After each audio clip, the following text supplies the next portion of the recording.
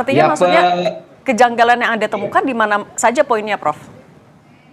kejanggalannya tersangka diserahkan ke Kejaksaan Agung oleh polisi dengan narasi dilimpahkan. Nah, kalau dilimpahkan itu kan berarti sudah P21. Kalau P21 itu artinya tersangkanya sudah diperiksa sesuai dengan pasal 61 ya KUHP.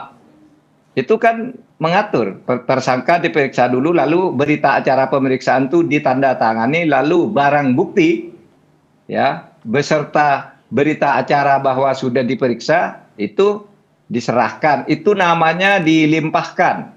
Tetapi harus sebelum dilimpahkan itu harus ada P21 dulu dari kejaksaan menyatakan ini yang sudah ditandatangani dan barang buktinya sudah cukup, maka sekarang jadi P21, lalu barang bukti beserta tersangkanya diserahkan. Ini belum diperiksa, lalu diserahkan. Tersangkanya belum diserahkan juga. Harusnya kan diserahkan oleh penyidik, ya, untuk ditahan atau untuk apa gitu kan diserahkan oleh penyidik Polri karena Polri yang membuka. Nah, itu saja kan sudah pelanggaran. Dan saya kira masalah ini tidak perlu diperdebatkan tentang kesalahan ini. Saya kira semua orang yang mengerti itu sudah berbicara semua. Misalnya aktivis penegakan hukum pidana seperti Boyamin udah bicara lebih dulu.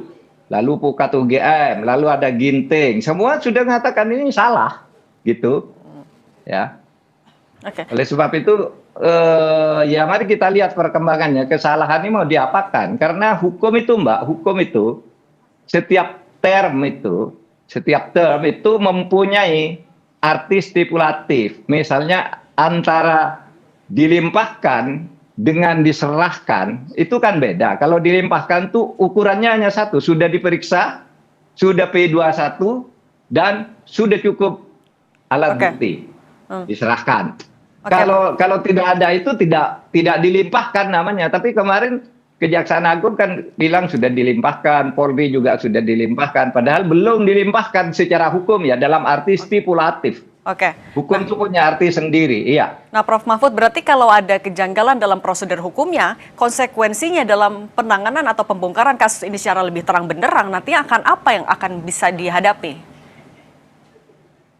Ya, pertama mungkin hambatan pertama itu bahwa penetapan tersangka itu tidak sah, gitu.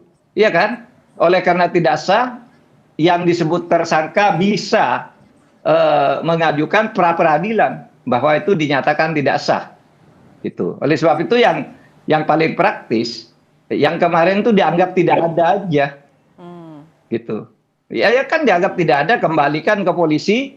Kan kemarin belum ada berita acara yang resmi bahwa itu pelimpahan kan. Itu hanya di dalam jumpa pers, lalu apa? Kan ada format sendiri.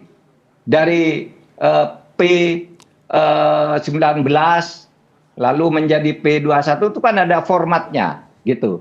Kalau ada ya itu bisa kalau memang itu dibuat berarti itu bisa dinyatakan batal karena tidak memenuhi syarat gitu. Itu satu yang paling praktis ya, dianggap tidak ada. Lalu diproses lagi, panggil dulu, dicari Febrinya itu bersembunyi atau disembunyikan di mana. Baru sesudah itu minta surat P21, baru dilimpahkan. Gitu kalau mau urut ya. Kalau mau urut. Kalau seperti ini kan sudah keliru ya. Salah lah, bukan keliru. Oke, Prof.